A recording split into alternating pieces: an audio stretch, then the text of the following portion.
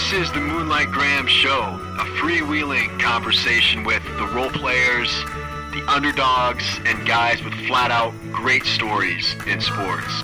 Hello and welcome back to the Moonlight Graham Show. Once again, I am your host, Tim Flattery, and our Moonlighter for today is the guy that came in to relieve Nolan Ryan in Nolan Ryan's last ever Major League start.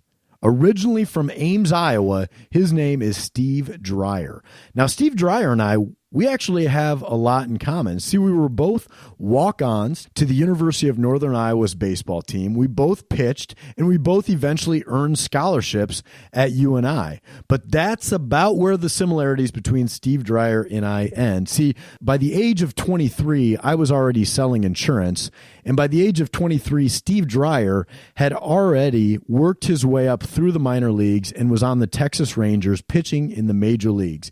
He quickly went from a walk-on at UNI to becoming the ace pitcher there, to becoming a major leaguer at the age of 23. And if you remember those Texas Ranger teams in the early 90s, of course, I already mentioned Nolan Ryan, but we're talking Pudge Rodriguez and Juan Gonzalez and Jose Canseco.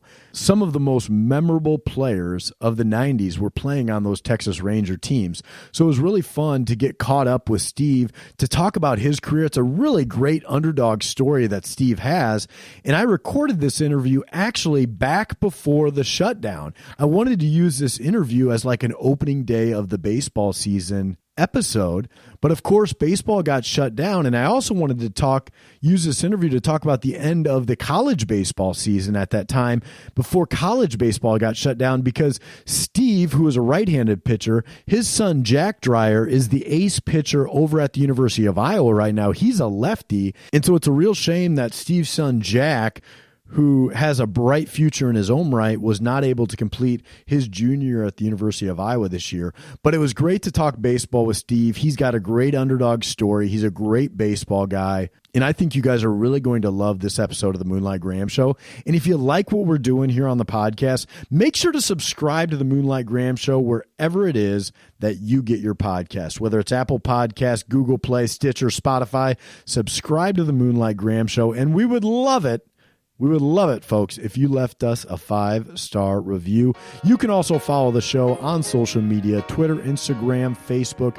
We love hearing from you guys each and every week. So enjoy today's episode with Moonlighter Steve Dreyer. This week's episode of the Moonlight Graham Show is brought to you by the People's Company. That's right, they are back as a sponsor, because so often I hear from farmers throughout Iowa and throughout the Midwest who are listening to the podcast while they are planting, while they are harvesting. They're in their tractors, they're in their combines, which makes the People's Company a perfect partner for the Moonlight Graham Show here. As you guys probably well know, the People's Company is based in West Des Moines, Iowa, but they've really grown to be one of the nation's leading providers in land brokerage, land management, land appraisal, and investment services. These guys, and I know Andrew Zelmer and Matt Adams over there at the People's Company, these guys live and breathe farmland, farm management, and they know that industry better than anybody. So if you're looking to buy a farm, sell a farm, having an auction coming up, call the People's Company. They are the best in the business. Check them out at peoplescompany.com. Our Moonlighter this week is Steve Dreyer. Steve, we are sitting in your house right now in Johnston, Iowa, but you're wearing a Waukee shirt on. So it's kind of like your childhood. I'm a little confused right now because I see on your baseball reference page, you grew up in Ames, Iowa, but you went to UNI. So did the Cyclones not recruit you, or what was the deal growing up? It was quite a deal. In high school at Ames, we had a really good team. I was a pretty decent player. Had a lot of really, really solid high school players. Freddie Hoiberg's big brother, Steve Hoiberg, and a couple others who ended up playing college baseball. And so I was the fourth string pitcher. I played third base, but we were a really good team. And so out of high school, I was not recruited heavily. Iowa State, the coach was Bobby Randall at the time. He said, you could walk on if you want to walk on. But I knew that Iowa State had a strong program back then, and I didn't feel I would get much opportunity until maybe my junior year, if that.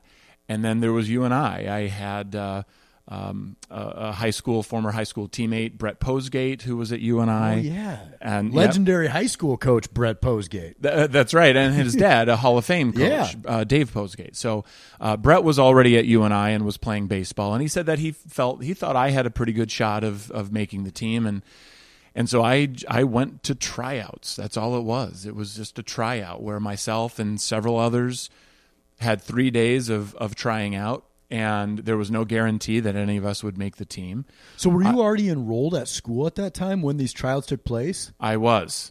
So you just went to UNI with the hopes of playing baseball, but thought, if it doesn't work out, I'm going to go to UNI anyway. Pretty much. Exactly. Yeah. Wow. Yeah. That's kind of crazy. Yeah, and I thought my chances were good to make the team. I was a utility player. I was a pitcher and an infielder, and I thought I had a good chance based on what Brett had told me. And I just kind of took a chance. If I had not made the team, I don't know what I would have done. I don't know if I would have gone somewhere else to try to play, or if that would have been it. So there was a possibility that I was not going to play after high school. So I gave it a shot at UNI, and I tried out as a third baseman and a hitter. And on the last day of tryouts, the head coach at the time, Gene Baker, said, "Hey, any of you infielders do any pitching?" And I raised my hand. I said, "Yeah, I do some pitching," because, like I said, in high school I was the fourth string pitcher, and I was decent, but I wasn't the best by any means. And so I threw a little bit in the bullpen, and that was enough to help me make the team as a utility player, an infielder and pitcher. Interesting. Yeah. So at that time, and we're talking what, 88 maybe? This was fall. This was fall of '87. Fall of '87. Yes. Mm-hmm. Does junior college baseball exist? Did D3s ever cross your mind, or where was your head at, or what was like the landscape of college baseball across Iowa at that time? I can remember getting letters from a lot of junior colleges and D3s, which I think they just probably send to every high school right. senior baseball If you're on player. a good Ames team, you're going to get a letter. Exactly. Someone's going to get a letter. And I just felt that I wanted to go to a larger school, first of all. I did grow up in Ames, and I did not necessarily want to go to Iowa State. I wanted to kind of get away from home and find what else was out there. Sow your oats. Exactly. That's right. If you want to put it that way. And so I didn't really seriously consider a junior college at the time, or a D2 or D3. At the time, there were several really strong programs, and I did have some high school teammates who went to play junior college, and so it wasn't like I felt there wasn't an opportunity for me. I just wanted to go. You wanted to follow thing. a certain path. Exactly. So then I made the team, and that spring, as a freshman, we had many freshmen on the team, and I was one of several freshmen who just were kind of thrust into action. And we were Division I in baseball and in basketball at UNI, not in football, but in baseball we were D1. And so we played against some amazing D1 schools, and we would have to travel to see them, and we absolutely got steamrolled. And part of it was getting experience and just learning what it was like to try to play against some solid programs. I had a couple upperclassmen third basemen ahead of me who were very good players, and so I was not going to see much playing time as an infielder. So I saw my time as a pitcher. And my statistics as a freshman, my ERA was 12.5. Attaboy. And I'll tell one quick story about a game against Eastern Illinois, not necessarily known as a baseball Home power. Of Tony Romo. I think Tony That's Romo true. went to Eastern Illinois. That's right, he did. Way long after I played against them. But Eastern Illinois scored 20 runs in one inning against us. I came in the middle of that inning, gave up 7 of those runs, and then came right back out of the game. So we've all been there, Steve. Well, I don't know if anyone's been quite there, but so that's kind of how my freshman season went. I had a good time, had some great teammates, made some great friends, but we were just not a very good baseball team. Did the Missouri Valley exist at that time? Was UNI in the Missouri Valley, or what conference were you guys playing in? At that time, we were part of the AMCU 8. So I believe Eastern Illinois, Western Illinois, Valparaiso, I can't even remember those Sure. teams, but that doesn't exist anymore. So we were not part of the Missouri Valley at the time. Okay. Did you travel down to like Wichita State, or were you playing any of what teams were you playing outside of that AMCU schedule? Yeah, in the spring before conference, we would travel south. We did go to Wichita State. I think they beat us 28-2. Yeah. We played at Oklahoma State, who at the time had Robin Ventura. Oh yeah, I was wondering if you were around the same age as Ventura. Yep. I as a freshman, I believe he was either a junior or a senior, and we were playing at Okie State, and I came into the game with the bases loaded to face Robin Ventura, and gee, what do you know? He hits a grand slam off of base. He was one of the greatest college baseball players ever. Oh, absolutely. And so we traveled to Oklahoma. One of our spring trips was to the Tennessee, Kentucky area. We never went as far as Florida, but kind of the middle part of the United States there, Western Kentucky we would play. Sure. So that's about as far as our travel went. We would just load into a 15-passenger van or two and head down south. What was UNI baseball like at that time? Like, did you guys have to buy all your own cleats and your own gloves and, the uniforms, or, and did you ever fly on planes? What was the travel like? Because even when I played at UNI in 07 and 08, we still had to buy our own stuff for the most part then. Like, I feel like the game, because there's less programs now, the programs that have it, like if you go over to the University of Iowa now, it's a totally different environment than what it was 10 years ago, even at Iowa and especially at UNI. So what was Cedar Falls like, in 88? Yeah, the university itself, I loved going there. It was the perfect size for me, met a lot of great friends, but the baseball program, no one really knew we even had one. And speaking of having to pay for things, yeah, we had to buy everything. Any uniforms we had were, just hand-me-downs from the last 2, 3, 4, 5 years. Yep. If we wanted our name on the back of our jersey, we had to pay for that. Had to buy our own gloves, our own spikes. And we had one of everything. Most programs, like you just said, they're fortunate enough to have at least 2 pairs of spikes if something happens to one. That wasn't the case with us. Our travel was challenging. Like I said, we would load into vans or kind of a mini bus, we used to call it. Yeah, the short bus. Yeah, something like that. And our assistant coach drove. We would stay 4 guys to a hotel room.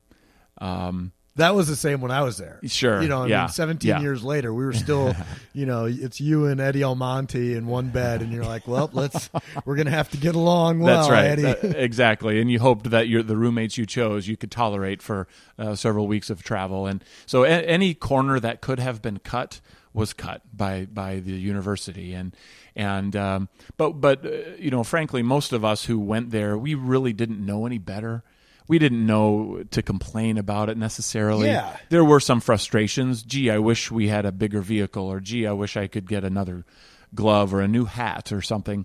But we didn't really know what else was out there, so we just did the best we could with what we had. It was absolutely fun. It wasn't fun losing by 25 runs, but you know what? Before the game, after the game, in the hotel, on the road, we just made it fun. We just made it fun. And if it's not fun, win or lose, then you shouldn't be in there anyway. And I think that helped me as I grew and ended up playing professionally, having been a part of a struggling program that really didn't really help us in any way. We had to do it on our own. We were in it together, and it made us stronger as a team, and we learned a lot about each other. And so, yeah, we made it fun. Great memories, great experience. You mentioned taking your licks as a freshman. Not a real good year, tough year for the team. You had an ERA over 12. What progression did you make from year 1 to year 2, and how did you get there?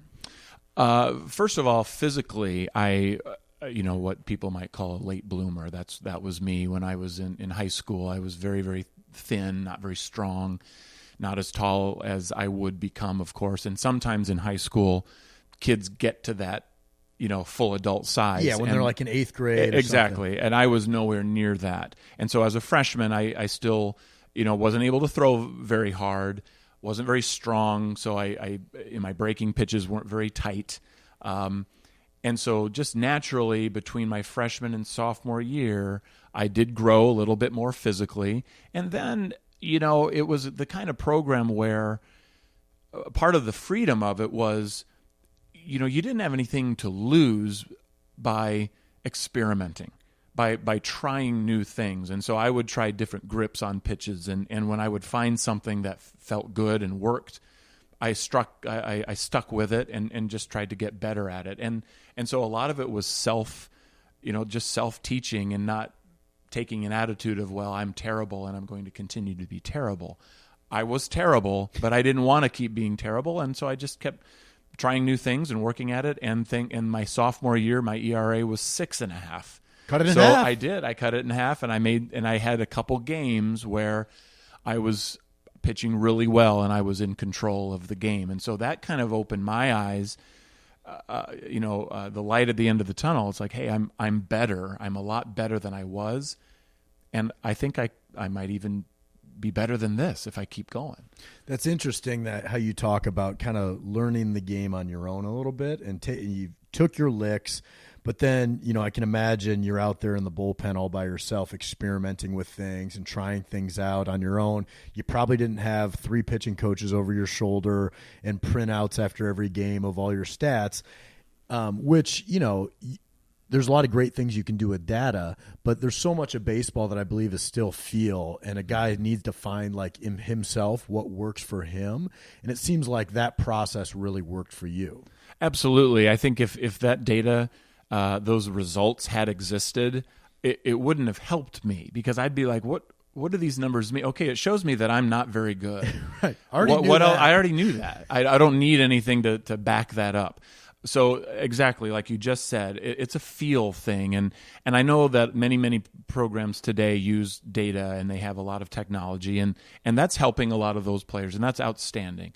But for me, that I don't think I wanted that. I don't think I would have wanted that. And I still think, when I talk to my son, who is a pitcher at Iowa, I still revert back to that old school thought process in a lot of ways, because that's what helped me improve. And I still think that there are, some of those old school ways can still help players improve today. Yeah, what's interesting though is I'm looking at your stats and I see that you were pitching professionally at the age of 20. Mm-hmm. So did you have you had a junior year at UNI though? Right. So you must have come into college really young. I was way back when. I did not go to kindergarten. Oh. Yeah. You were an advanced child. Yeah, I could already, cut paper and paste and things like that. So I did not go to kindergarten. So when I was in first grade, I was, all the way through school, I was basically a year younger than all of my classmates. I was the same age as all my friends who were,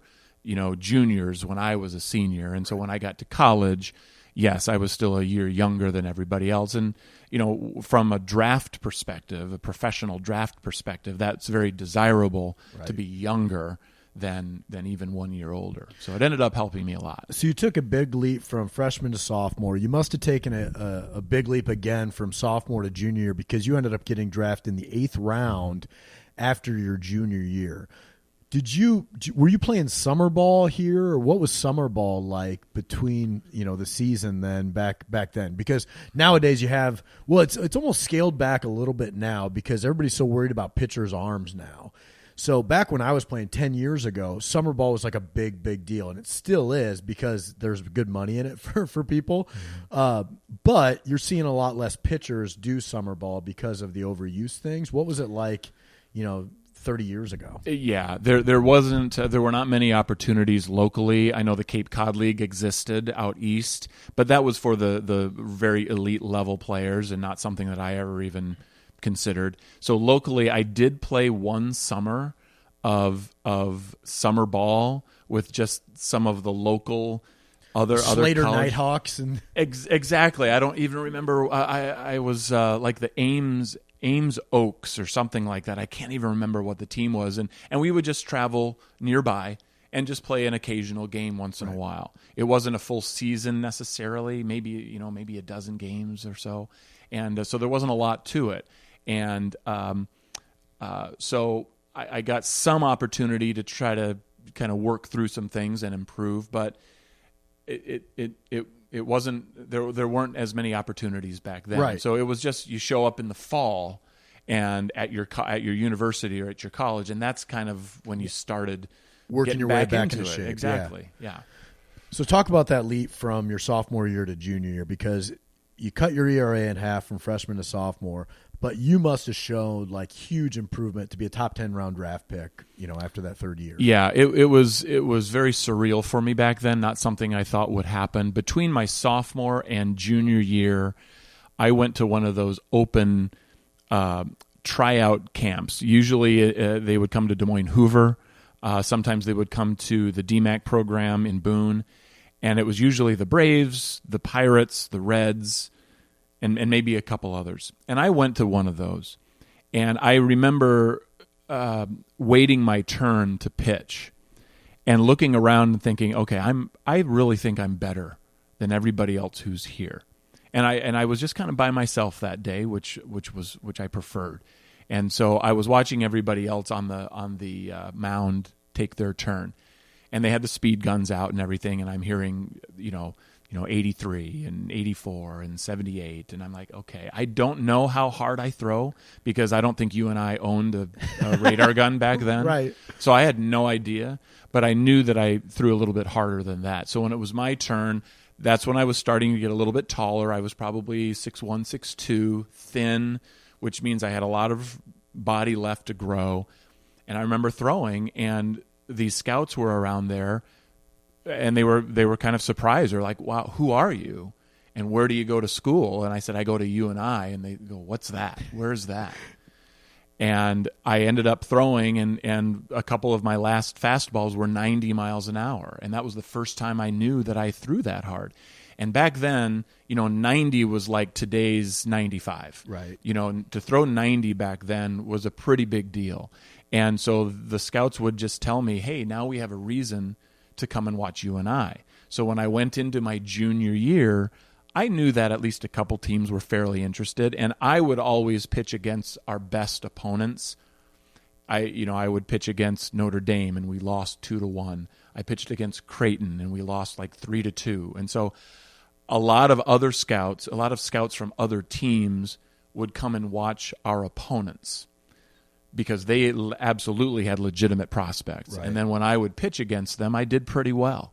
And so then my numbers after my junior year, my ERA was about 3.5, and I ended up beating a couple, coming in getting a save against Missouri, and beating some decent teams. And the scouts, like I said, back then there was nothing electronic. They would actually hand me like a postcard-sized information you card, and you fill out your information, and I filled out a lot of those cards. So it was kind of a whirlwind from before my junior year to after my junior year. Now, at this time, were you playing the field at all as well? I know you came in with the idea that I'm going to be a dual guy, I'm going to hit a little bit. Did you play a position at all? Very rarely. I maybe got 10 or 12 at-bats my junior year. I played a little bit of third base, a little bit of first base, but not very often, not very much. What about pitch counts back then? Were you guys ever monitoring pitch counts? Did you ever know how many pitches you threw in a certain outing? Not really, no. I think it was more of just, again, a recognition thing. If you're out there and you're really struggling and you've walked 4 guys, you know what, you're going to come out of the game. Yeah, he's laboring. He's laboring, he's struggling, hanging on by a thread. But at the same time, if you're getting into the 7th, 8th inning and you're doing okay, and the coach comes over to you and says, how do you feel? And I say, I feel pretty good. You kept pitching. Yeah. Now, were pitch counts kept? Perhaps, but I don't remember that being a thing. I don't remember that being all that important. Do you remember the day you were drafted? Absolutely, yeah. What was that like? Well, before the draft, I had been invited to fly down, the first time I'd ever been on an airplane, to fly down to Texas. The Rangers had kind of a last-minute, not really a tryout, but kind of a prospect camp, I suppose. Guys that were interested in, they wanted to bring him in, get a close look. Exactly. One last look. Hey, are we sure about this guy or not? And I remember on that day, it was probably one of the 5 days a year that it rained. And so we took it inside. And I remember the GM at the time, Sandy Johnson, was there, and coaches and scouts were watching. And I did a nice job. I did pretty well. And so I did. And so a couple of the scouts that had watched me pitch during the season as well, they had kept in contact and called me every once in a while. And other teams would also call me and say, hey, you're a junior. You have the opportunity to go back for your senior year. And they would say, if we were to draft you, would you sign? And so I had to weigh the pros and cons. Do I want to sign and play pro ball, or do I want to go back to a UNI program as a senior? That was an easy answer. You lose all your leverage. I would have zero whatsoever. And so I would say, yeah, I'm interested in signing. So they flew me down there. I did pretty well. Then, back then the draft lasted unlimited rounds. Right. I remember the Atlanta Braves would draft kids into the 50th, 60th round. Yeah, like Mike Piazza was famously drafted in like the 56th round. Exactly. That's as right. a favor. That's right. And so I was told that there was a good chance that I would be drafted on the first day, which is different than today's first day, which is like basically rounds 1 and 2 on TV and all that kind of stuff. This was probably the first 10 rounds. And so I was back home at my parents' house, and it got pretty late in the day, and it was about 4:30 in the afternoon. I thought, well, okay, I guess it didn't happen. There were no cell phones back then. Right. Finally, the phone rings, and it was one of the scouts that I had talked to quite often, and he said, hey, his name ironically was Jim Dreyer, spells it the same way I did. And he said, hey, we got you in the 8th round. And I said, that's great. My mom was the only one there, and, it was an adrenaline rush. It was there a exciting. negotiation too? I don't know if I would call it that. There was a little bit of that because I didn't have anyone that I could talk to get advice. I didn't have an advisor or an agent. I didn't know anyone locally who had been in professional baseball, so I didn't have anyone to talk to. My college coach talked to me, and he threw out a dollar amount that he thought would be fair. And because they first offered me, I think I can say it now, it's been long enough, they offered me $15,000 in the 8th round. And so I talked to my college coach, and he said, well, I think you should probably ask for 25. 25 sounds like a good number. Yeah. And for me back then, even now, I'm not a real confrontational person, and I wasn't going to call him up and say, I demand this. And I said, sir, I just feel like, 25 sounds better. I just wish, maybe 25. And he laid a guilt trip on me, and he said, geez, Steve, I thought we had a deal. And I felt terrible. And so, hell, this guy's just like a hardened negotiator. Absolutely. And no fault of his own. It's his job to try to get us at the highest level for the least amount. And he was doing his job well. And so we went back and forth a couple times, and we settled at $20,000. All right. And I was like, hey, great, I can go buy a used car, I'm good. And so that's what it was. That's great. So you go from, UNI baseball, which is Division I baseball, but it wasn't like, the top tier of Division I baseball, and nor was it when I played there either. I think the Missouri Valley, we were probably a better conference, back in 2008, and the program had been built up by that point. But it was different, back in the late 80s and 90s. I mean, college sports were totally different at that point too. But was it that big of a change to go from, that level of baseball to like the minor leagues, low-level minor leagues, and that lifestyle? What was the bigger difference, like the lifestyle or the talent level? Both of those categories were major changes. But to compare the two, the lifestyle, I went to short season rookie ball out in Butte, Montana. Yeah. And I remember flying on that plane and getting out there, and Butte is a beautiful town, beautiful city, but it's an industrial city. The old Butte copper mines were out there, and there we all were coming from all different parts of the country, landing in little Butte, Montana. Nobody had a car. Some of my teammates were kind of smart guys, some of them were not very smart at all, and so you're thrust onto this team with players that you normally wouldn't have chosen to be a part of, and so you got to know each other pretty quickly. And We actually stayed in dormitories on the campus of Montana Tech College, I think it is, University College. I wonder if that's like Montana State now. No. Montana Tech, I think, is still Montana Tech. It's pretty small, and we would just ride in buses and play in Helena, Montana, Great Falls. We drove up to Medicine Hat up in Canada. Wow. Very, very, very long bus rides, no flights. We drove down to Salt Lake City, who had an independent team at the time.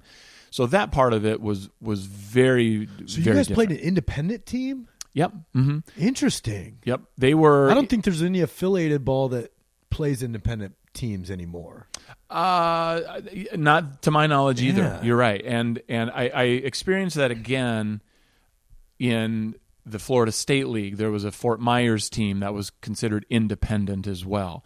But back then, it was just a Salt Lake team that had players who had not been drafted, and so they were in our league, I guess. Yeah, so we played them a series just like we'd play all the other affiliated teams in a series. Oh, that's cool. Yeah. Well, what's interesting then, Steve, is you kind of you went from having a pretty poor freshman year, getting better, showing potential as a sophomore, having a really good junior, being a big time prospect as a junior, and then your minor league career, you had a really kind of quick and successful minor league career, which led you to get the call up in 93. Mm-hmm. And so you're like 23 years old, which, a lot of college kids are still 23 years old. By that time, you've already had 3 years of college, 2 years of minor league ball under your belt, and you get the call up to the major leagues. Yeah. What did that feel like? Well, the process was an interesting one. That short season, I ended up having like a muscle pull or something, so I missed part of that season, and it was frankly very challenging for me to be there and not play with a lot of these teammates who, questioned why I wasn't pitching and why aren't you getting medical help, and so emotionally it was a real challenge being so far away from home and from my family and friends. So when that season ended, I was very thankful. I got back to Iowa and went back up to Cedar Falls and took some classes and ended up furthering my education and taking a semester of classes. The next season, I went to minor league spring training. I was healthy, and they put me at low A ball. And I stayed there all year. That was in Gastonia, North Carolina. Again, a city I never, ever would have thought of going. But I loved it out there. The people were so kind. And I had a good season. I made the All-Star team, and in the All-Star game, I pitched against Chipper Jones and struck him out on 3 pitches. I have to mention that. That's one of the highlights, I guess. Yeah, Hall of Famer Chipper Jones. Yeah, exactly. Future Hall of Famer. That's right, yeah. But he was a number 1 pick, first rounder at the time. Everybody knew who Chipper Jones was when he was 17 years old. Yes, exactly. So I had a good season in low A ball. Next year went up to high A ball, which is the Florida State League, and so got to play at the major league facilities down in Florida, which was just an amazing experience. Had a good year there. I got frustrated at one time because I had a lot of teammates who got called up to Double A. This was 1992. And so a lot of my teammates got called up to Double A during the season who I felt I was doing better than they were. And so I can remember going into my manager, who was Bump Wills. What a name. Base stealer for the Dodgers. Yeah, Maury Wills was his dad. Oh, no kidding. Yes. I'm sorry, Maury Wills was with the Dodgers, and Bump had played with the Cubs, Rangers, and had a nice career. And I had a good relationship with him, and I just said, hey, Bump, what's going on? How come I'm not getting called up? And I'll never forget, he just kind of looked at me and just kind of stared at me and just said, don't worry about it. He said, you just go out and do your job. Things will fall into place how they're supposed to fall into place within the organization, within you and your own career. Don't worry about it. And great advice from Bump. It was, and at that point I was like, okay, I don't have any reason to complain. I still need to go out and pitch and do well. And I had a nice year. So then the next season I go to Double A, and I remember there was one spring training game. Normally, when you're at minor league spring training, if you're at the Double A level, you're going to go pitch against other Double A level minor league teams for other organizations. And I remember there was one game where I traveled with the Triple A minor leaguers. Big time. And I was going to start the game, and I didn't know anybody on the bus, and I was nervous. and I did well. And I remember some pitching coaches were still telling me, hey, you have a shot at making the AAA team. And I thought, well, that's kind of a surprise. I didn't make the AAA team out of spring training. I started at AA, but I knew that I was kind of on the radar. And so I started at AA in 93. And I was there for about a month, and I had a nice string of 3 or 4 games in a row where I pitched fairly well. And I remember getting the phone call saying I got called up to AAA. And this was still early in the year, maybe sometime in May. And so I joined the AAA team. They were down in New Orleans at the time, and I knew a couple of the guys, but not very well. I was still pretty young and didn't know anybody. And then my first 3 games at AAA were not very good.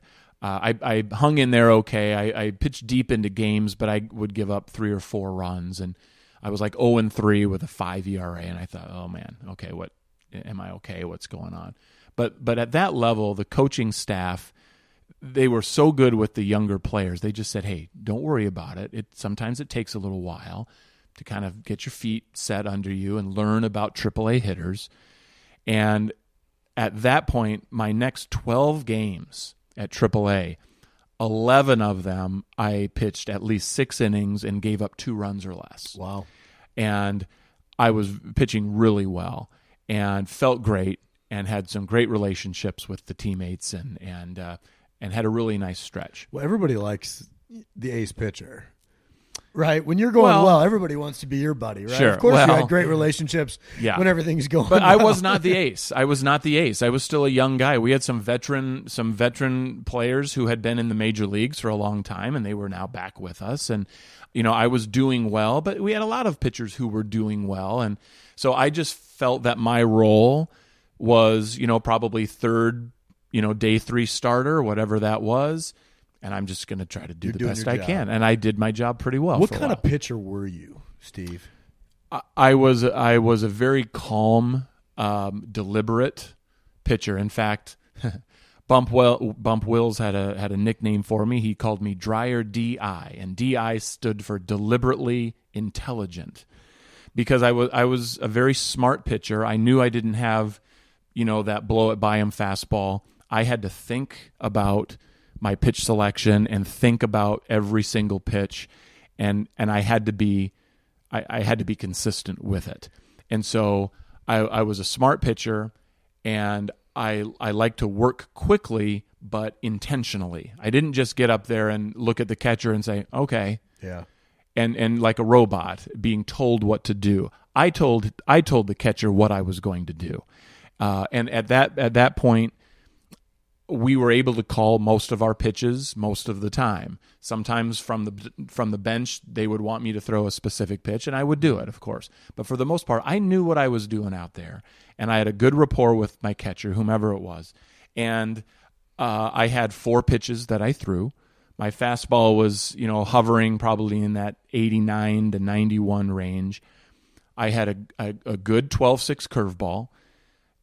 I had a decent slider. Neither one of those did I throw very often. But then I had a really good changeup. I had a straight changeup. That was probably the pitch that got me to the major leagues. Was the change? Was the straight change. Were you a 2-seam guy with a changeup, or a 4-seam and then 4-seam and changeup? Yep, 4-seam fastball. And my fastball as a right-handed pitcher, it had some natural movement, so I was able to throw it like right at the knee of a left-handed batter. And it would move naturally back into the inside corner, even with a 4-seam. Absolutely, yes. So I don't know if that was just the release point, my arm angle, whatever it was, but it had that natural movement. Oh, that's to it. Cool. Yeah. So you get the call up then. You have a good run at AAA, and then you get a call up. And the Rangers, let's set the table right now. The 93 Rangers. Now, I'm trying to think. I went to a Rangers game in like 93 or so, right around that era. And I'm trying to think, like, was that Jose Canseco and Juan Gonzalez and an early Pudge Rodriguez? Was that and of course, Nolan Ryan. The Ryan Express was on that team.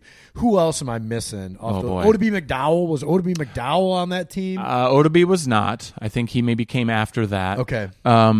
So yeah, you just named some of the superstars that were on that team. I mean, those were like Hall of Fame caliber guys. Absolutely. And if not Hall of Fame caliber at the time, they were all-stars. Yeah. Dean Palmer was our third baseman. Dean Palmer, great player. Manny Lee was our former Blue Jay. He was our shortstop. Rafael Palmeiro. Oh my God. In '93 was our first baseman, and then Juan Gonzalez was in left. David Hulse, who I came up with him. He progressed much faster than I did, but we started at rookie ball together. He's a good contact guy, gritty middle infielder. Exactly. Yep. And then right fielder, we had Gary Reedus, Pirates. Wheels. Played for the Angels as well. Great Wheels. Yeah, and Chris James, I think his name was. We had a utility situation. Was Rusty Greer?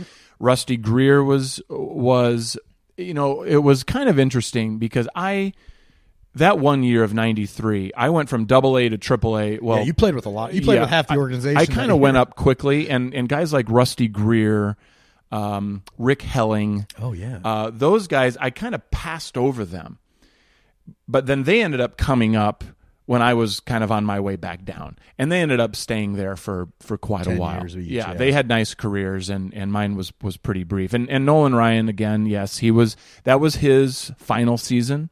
My rookie year was his final year, and so to be teammates with him was just an unbelievable experience. What was the call like when the manager in AAA calls you in his office? Yeah, they had told me the night before it happened. My pitching coach, Rick Knapp was his name, great guy, like him a lot, helped me a lot. He told me, he said, hey, the major league team, Charlie Leibrandt, went down with an injury. And he said, if they don't get someone in a trade, if they call someone else, he said, you're probably the guy. So he said, stay by your phone tonight.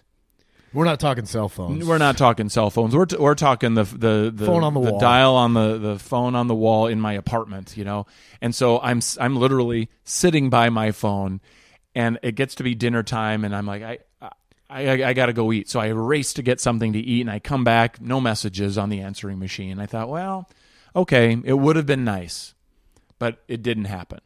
So I go to the field the next day, and I remember talking to a good friend, a good teammate, Terry Burrows. He had some big league time as well, left-handed pitcher, kind of telling him this story, and he's like, oh, man, that's too bad. Sorry about that. So the game starts, and I'm not pitching that game. So I'm in the bullpen, wandering back and forth in the dugout, and I remember it was like the second inning, and I'm in the dugout, and the phone at the other end of the dugout rings. And it would ring occasionally for various reasons. And my manager at the time, Bobby Jones, best manager I've ever had in my entire career, super, super guy. And yeah, you can swear on this podcast. Okay. Although I don't know if I want to. You'll edit this out. Yeah. I don't know if I want to because of people who might be listening. So I'm going to clean it up a little bit. All right. So Bobby Jones answers the phone, and I kind of look down to him at the dugout, and he's just on the phone just for a couple seconds, and he looks down to me, and he waves me over. And so I walk over there, and right then, my heart starts racing, and I thought, okay, maybe this is it. And he puts his arm around me, and he says, kid, tomorrow you're going to make a lot of money. Get out of here. Wow. And I was just like, wow, okay. And we shook hands, and a couple others shook hands, and this was in the middle of the game, so I couldn't really talk to a lot of guys. And so I went to the clubhouse, I packed my bag, and I left. I went to my apartment, and the next morning I took a cab to the airport and flew to Arlington. Unbelievable. It was unbelievable. Yeah, I thought it was going to happen, but then when it didn't that night before, I didn't think it was going to happen at all. And then it does. And so it was a real roller coaster there for a day or two. And so I get to the hotel in Arlington. The clubhouse manager calls me and finds me in the hotel. He says, meet me down in the lobby. So I go down to the lobby, and we're playing the Seattle Mariners. They're in town. And I go to the lobby, and there's Lou Piniella sitting in a chair. And there's, Griffey, right, and somebody else walking through the lobby. I'm like, why? What's going on here? I can't believe this is happening. And so the clubhouse manager came to show me a couple jerseys and to try on jerseys at the time to see if there was a jersey that fit. And so I found one that fit, and number 24, and that was it. And so then that night at the ballpark, it was not my night to pitch, but I walk to the ballpark, and I walk into the clubhouse, and the first player I see is Nolan Ryan. And he comes up to me, and he puts his hand out and shakes my hand. He says, "Steve, Nolan Ryan, nice to have you here." Wow. And I just thought, wow, it doesn't get any better than this. And so, you mentioned players' names, and so I'm looking around the clubhouse, and, there's Pudge, and there's Rafi, and there's Juan, and there's Jose Canseco, and there's, Craig Lefferts, and guys that I watched when I was young. Lefferts was a goofy left-handed pitcher, Oh, yeah. wasn't he? He was a crafty guy, and super nice guys, though. And so that was a big adrenaline rush walking into the clubhouse. What was Jose Canseco like? At that particular time of year, that was not long after he came into a game to pitch. Oh, and he messed his arm up. He messed his arm up pretty bad. And so he was there, but he wasn't playing, and he actually ended up leaving and didn't even stay with us the rest of the season. He was kind of his own thing. Kind of his own guy, which is fine, whatever. But the next season at spring training and opening day 94, I made the big league club, and he was there, and he was a really nice guy. He and I would play ping pong against each other a few times. And were you there when the ball bounced off his head? And went over? Was not. I got called up a few weeks after that happened, and also the Nolan Ryan Robin Ventura fight. Oh yeah, that had happened just a few days before I got some called iconic up. moments here, I Steve. did, yeah. But so you're playing ballpark in Arlington, which unfortunately is no longer there. But really, it was still there, I guess, but they're moving into a new stadium this year. Right. It was actually in '93. It was the old stadium. Oh my God! Yeah. I forgot about this. It was the old stadium that at one point had been a AA stadium years and years and years ago. So my rookie year of '93, we closed out that older stadium while the current ballpark was being built across the street. Interesting. Yeah. So in that season, '93, I was the last pitcher to start a game because it was the last day of the season. It was against the Kansas City Royals, and I therefore was also the last pitcher to pitch against George Brett for the Royals. So because he retired that year. So you were the last ever guy to face George Brett. These are great footnotes here. And then last guy to get a start. And what was the name of that stadium that the Rangers played in? I think it was just called Arlington Stadium. Arlington Stadium. Yeah. And then you were part of the opening day roster that opened up ballpark in Arlington, which was a great, beautiful stadium. Oh, beautiful. I love that stadium. Yeah. But then, the other footnote, which is the first line on your Wikipedia page, is you were the guy that relieved Nolan Ryan on his last outing. That's right. This is a bittersweet story because we were in Seattle in October toward the end of the year, and Nolan had already announced that this was his last year. He was going to retire, and so everywhere we went as a visiting team, our bus was surrounded. The lobbies in the hotel just packed because they wanted to see him. They wanted autographs, and Nolan was so gracious and would sign as much as he could.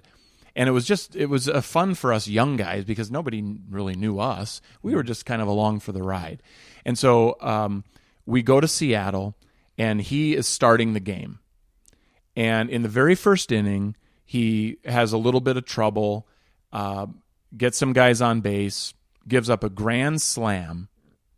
Then the next batter, I don't remember who the batter was, but Nolan throws a pitch, and clearly he injures his arm. Yeah.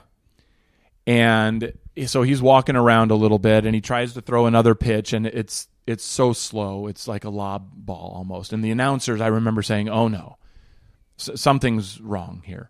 And so Nolan calls the trainer out, and as soon as the trainer gets out there, Nolan just walks off the field. And this is in the first inning. And so, the crowd, was 40-some thousand people in the old Kingdome. Yeah. And they stood for him and applauded, and it was really sad that it ended that way for him.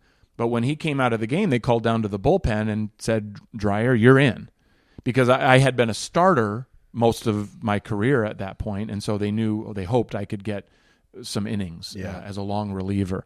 So I go out to the mound, and because it was an injury, I got as much time as I needed to warm up. But I remember the announcer saying, all these late arriving fans expecting to see Nolan Ryan, he's not out there. They're going to see Steve Dreyer and wonder why. Who is this kid?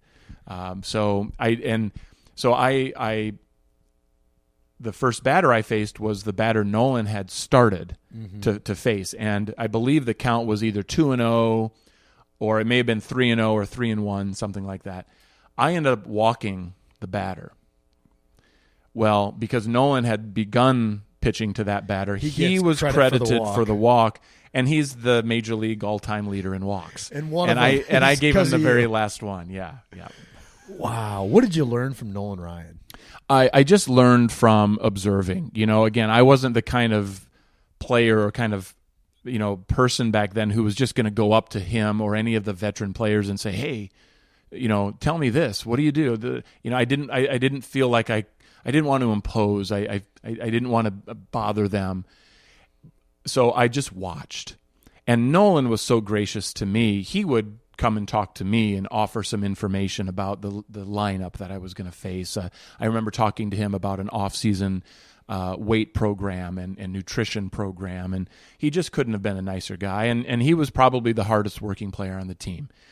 After every game, he'd be riding the stationary bike. During BP, he'd be taking comebackers, behind a screen. And, I remember feeling kind of guilty because I didn't do that stuff. And I thought, well, I probably should. And so he really taught me a lot about just how to be a professional and about how to do the game the right way, how to play the right way. He threw a no-hitter at like 45 years old. Yeah. And were you there for that no-hitter? No. Because that was 92, I want to say his last no-hitter was 92. Because it was in that old Arlington Stadium. Right. I know. I've watched the replay. That's how big of a loser I am. No, you're awesome for doing that.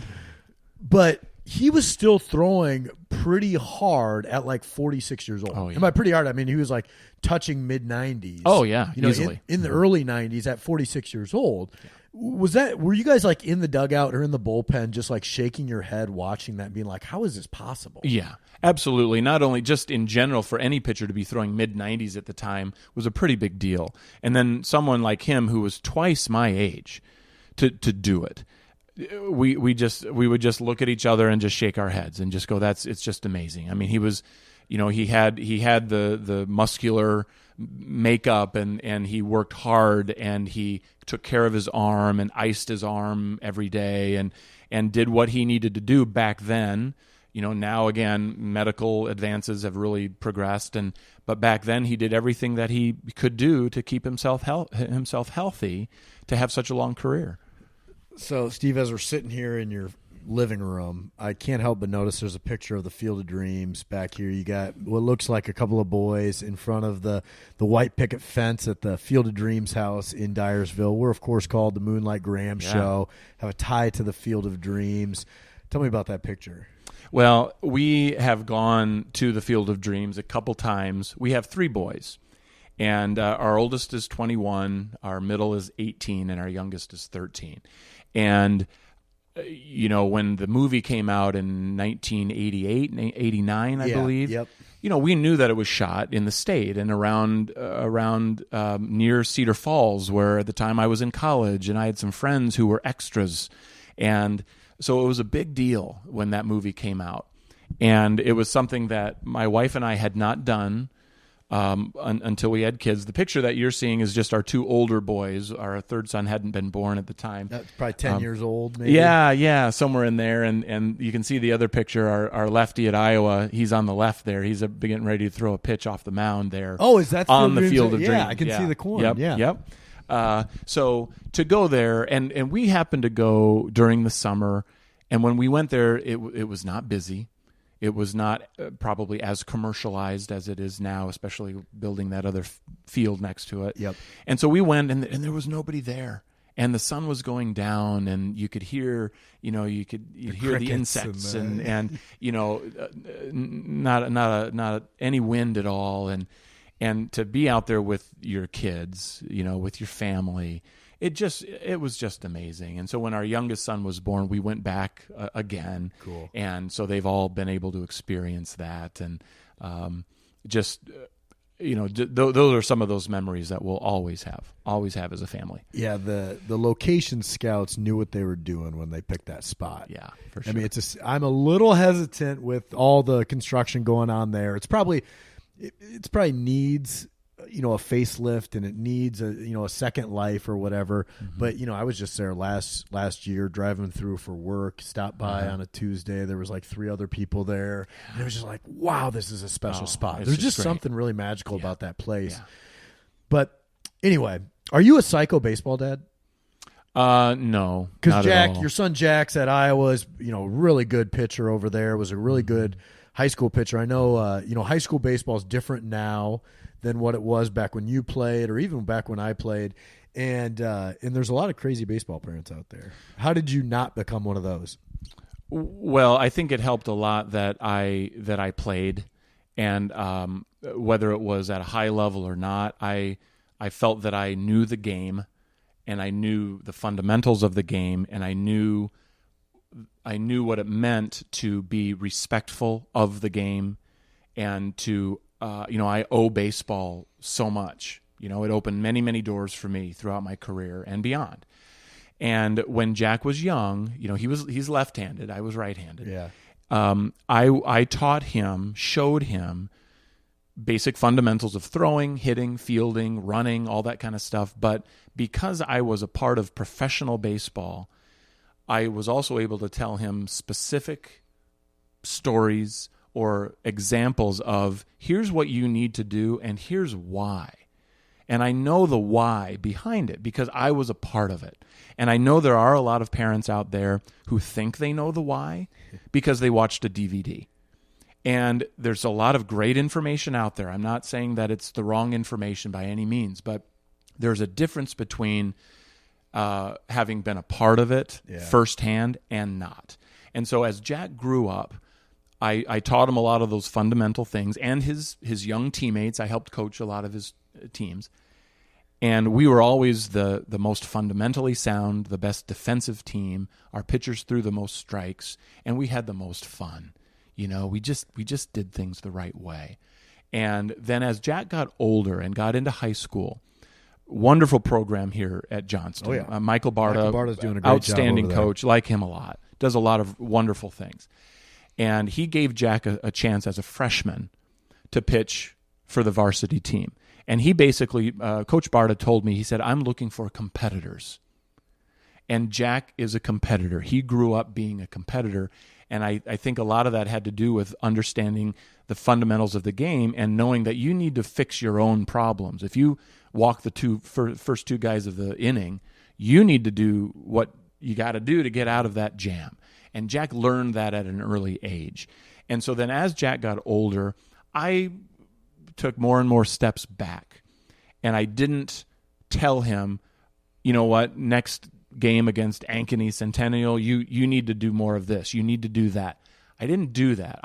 We would have more discussions, and I would ask him, hey, tell me about that pitch, or tell me about the pitch calling process. And we would have discussions, and I would give him my 2 cents worth, and he would take what he needed to take from that. But at the same time, he was teaching himself. Right. And then now at because Iowa, for Jack to be good, Jack's got to be his own guy. Absolutely. He can't be, Steve Jr. Absolutely. And I never wanted that. And even when they were 12, 13 years old, I would call some pitches. But eventually, with all of the young pitchers, I would let them call their own game. And I know these days some coaches call every single pitch, and then you have a pitcher out on the mound. Yeah, they can't think for themselves. And you know what? If they hang a curveball, who are they going to blame? The coach. Because I didn't want to throw the curveball, but my coach called it, and I threw it, and it was terrible, and it got hit for a home run. Not my fault. That's kind of what's happening a lot these days. So Jack and I together didn't fall into that trap. Yeah. And when he got to be in high school and had a really nice high school career, he's such a smart pitcher. He learned so many things on his own, and now that he's pitching in college, that has really helped him become a pretty good pitcher. Oh, yeah. He's got a bright future ahead of him. It's got to be fun for you right now as he's over at Iowa, and they've had a lot of success over the last couple of years and have really built that program up to stuff that we haven't seen since Mike Boddicker was, pitching for Sure. him. The best teams they've had since probably those days. So it's got to be fun for you as a parent. Mm-hmm. Now, Steve, I know you're a big fan of the podcast, and as you well know, we end every episode with the 5 big questions. So the first of the 5 big questions, Steve, is who's your all-time favorite teammate? Oh, and I apologize if I take too long on these questions because I have had so many amazing teammates. Boy, that's a great question. Is it Jose Canseco? It is not Jose Canseco. He was, we got along well. Yeah. Played ping pong against each other. That's right. I think, and I could probably throw out, a dozen different names, and I would genuinely mean that they were one of my favorites. And in fact, I'm going to give you 2 names. One, Eric Pappas. He was a catcher with the Cardinals organization for a long time, Cubs organization. Related to Milt Pappas? I don't know that. All right. I don't know that part. And he was a catcher at AAA when I had come back down from the major leagues, and we won the American Association AAA championship together. And he was the funniest guy, and he was the most supportive guy.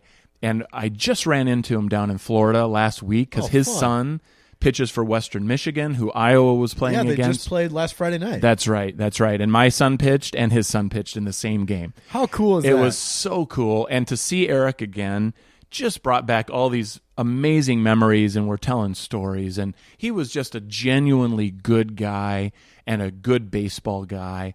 But I think the name also I want to mention is Dan Peltier. We met at AAA the first time I came up to AAA. He is originally from New York, but he lives in Minnesota now, and we became roommates. We both have a kind of a dry sense of humor and kind of an ability to play on words, and we just hit it off right away. He ended up being the best man at our wedding. Cool. And we still are in pretty good contact, and just one of those guys you could just trust with anything, with your kids, with your career. You could just trust him, and I will always think that of him. That's great. What's one memory that you have from your career, Steve, that reminds you of everything that you love about the game of baseball? Boy, oh boy. Again, that's a wonderful question. There are so many little things that pop into my mind randomly. Now that I'm getting older, it doesn't happen quite as often. I think it was. I'm going to say being a part of minor league spring training, going down to Florida as a young person, not an established big leaguer, not as a known name, but there you are with a bunch of other guys who are just like you. You're young. You're coming from all different parts of the country, but you want to play well enough to be noticed.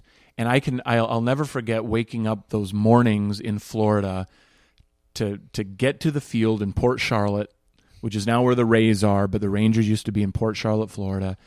And there's a little bit of dew on the grass, no wind, and it's a little chill in the air, and you're putting on your uniform in the clubhouse. And you walk out to field 3, wherever that is, and you play a baseball game, and you hear the pop of the glove, and it echoes because it's so quiet out there, and you got the white baseballs and the crack of the bat and the smell of Florida, in the springtime, and that might be the thing I miss most about baseball. Is spring training and being down there this time of year. Yeah, all of the optimism. Oh, boy. Yep. Is there anything that nags at you from your career? Sure. I